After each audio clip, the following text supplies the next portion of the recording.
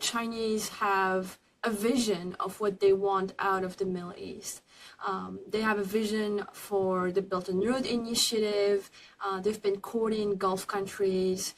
They've been trying to transform their dependency, especially the energy one that they have towards Gulf countries, into something, I would say, and elevate that, where China can also be beneficial, but also play a big role in Gulf countries' own security, which is how Saudi Arabia, for example, normalized with Iran in Beijing, which is why China has took a special interest in the Houthis, I think since 2015. Hamas and Fatah visited Beijing together, and they had a whole reception.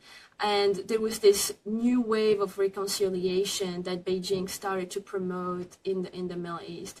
But the assumption has always been that the Middle East is, it's very, very, very rich region, but also rich in the sense that it has the highest concentration of U.S. allies. And if you can make sure that they are at least neutral or on your side when you want to invade Taiwan or when you want to do things that defy the U.S. order, well, that's a win. And so they've been working towards that for a very long time, especially after they've seen how Putin got sanctioned. The sanctions were absolutely brutal after the invasion of Crimea. And so Iran was especially interesting as a laboratory when they can test out how to have a parallel system that defies the US one.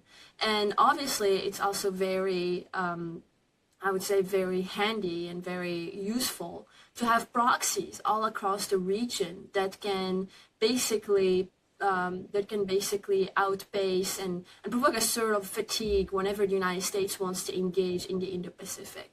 So in several levels, on the diplomatic side, on the financial side, and so on, the Middle East plays a very specific and very important role for China.